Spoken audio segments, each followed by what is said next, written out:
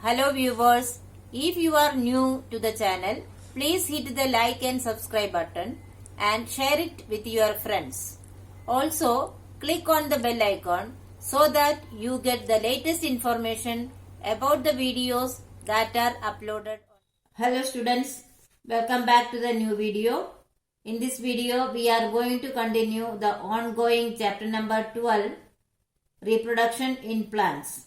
In today's session, we will discuss about fertilization and seed and fruit formation. Fertilization.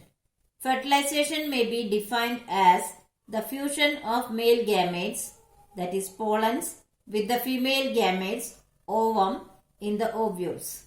When the pollen grains get transferred to the stigma of the same or some other flower of the same kind, then stigma of the flower secretes a sugar-containing liquid. So what is fertilization? It is the process of fusion of male gametes, that is pollens, with the female gametes, that is ovum, in the ovules. You know where is ovules present? Ovules are present in the ovary. So when the pollen grains get transferred to the stigma of the same or some other flower of the same kind, then the stigma of the flower secretes the sugar-containing liquid. The pollen grains respond to this liquid and start growing. After pollination, a thin tube is sent out into the pistil from the pollen grains called the pollen tube. The pollen tube carrying the male cells grows in size through the style to reach the female ovule in the ovary. So, when the pollen grains start responding to the sweet liquid and starts growing, and that becomes a pollen tube, and this pollen tube carries the male cells and it reaches to the female ovule in the ovary, and there the fertilization takes place. As it reaches the ovule, the tip of the tube opens and releases male gametes to fertilize the female ovule to form the zygote.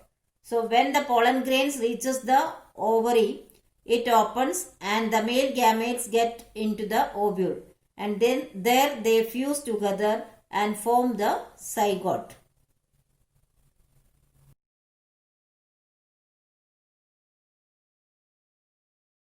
Now we will discuss about the topic seed and fruit formation. After the formation of zygote, all parts of the flowers like sepals, petals, carpel and stamen usually wither off, that is they get dry and fall off. Ovary persists and then ripens to form a fruit. The ovule which stores food converts into seeds. So after the formation, after the fertilization, what happens to the parts of the flowers? The flowers like sepals, petals, carpels and stamen, they get dry and fall off. Then only the ovary persists and that becomes a matured ovary and that gets converted into a fruit. And you know that inside the ovary there are ovules. So the ovules after fertilization get converted into seeds.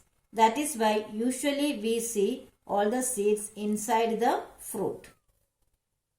The zygote utilizes the reserved food in the ovule to divide and transform into an embryo. Meanwhile, the walls of the ovules develop hard layers of the seed. Thus, the seed contains a young plant and stored food within the hard layer. A seed develops from an ovule after fertilization. This is how a seed, the ovules are getting converted into seed. Seed consists of a tough coat enclosing an embryo which is made up of a plumule, a radicle and one or two cotyledons. The radicle is the embryonic root which grows and develops into the root system of the plant. The plumule is the embryonic shoot which grows and develops into the shoot system of the plant. So after the fertilization, the seed formation takes place and the seed consists of a tough coat which enclose an embryo, and that consists of plumule, a radicle and one or two cotyledons. Here the radicle is the embryonic root, or we can say that grows as the root system of the plant, whereas plumule develops into the shoot system of the plant. The cotyledon is the stored food for the growing embryo. The fruit which is formed from the matured ovary may be fleshy and juicy as mango, apple and orange, or as hard as an almond or walnut.